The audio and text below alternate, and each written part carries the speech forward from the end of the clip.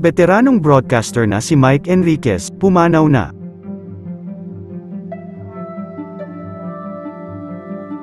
Nagulantang ang social media nang mag-viral ngayong Martes ang balitang pumanaw na ang veteranong TV host, radio broadcaster at news anchor ng 24 oras na si Mike Enriquez sa edad na 72.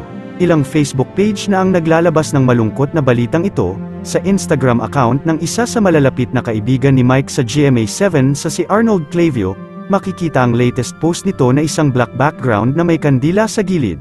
Makikita rin ang sunod-sunod na sad emojis na comment ng ilang reporters at personalidad sa Kapuso Network sa naturang Instagram post ni Arnold. Samantala, ayon naman sa post ni Sir Julius Manahan, ang sanhi umano ng pagkamatay ng GMA News broadcaster ay cardiac arrest. Makikita rin sa kanyang post ang taos-pusong pakikiramay, "My mentor, salamat Mike Enriquez RIP." Si Miguel Castro Enrique o mas kilala bilang Mike Enriquez ay isa sa mga pinakarespetado at pinagkakatiwalaang tao sa larangan ng media sa Pilipinas.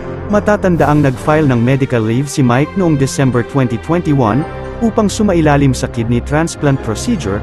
Matapos ng successful operation, 3 buwan siyang nag-isolate para maiwasan ang mga infections at complications.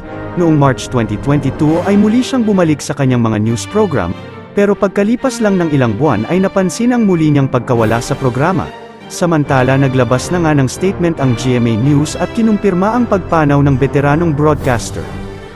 GMA Network statement on the passing of Mike Enriquez: "It is with profound sadness that GMA Network announces the passing of our beloved kapuso, Mr. Miguel Mike Enriquez, who peacefully joined our creator on August 29, 2023. Enriquez, 71, was one of the anchors of GMA flagship newscast 24 Oras, and hosted the long-running public affairs program Investigador.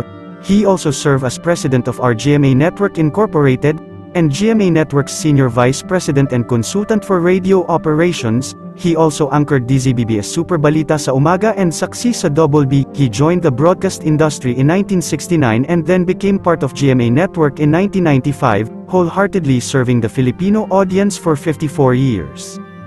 The board of directors, management, and employees of GMA Network Incorporated deeply mourn the passing of Mr. Enriquez. His dedication to the industry will serve as an inspiration to all. We pray for the eternal repose of our beloved kapuso." Samantala, madamdamin naman ang pagbabalita ni Mel Chanco at naiyak habang binabalita niya itong nakakalungkot na balita sa pagpanaw ni Mike Enriquez.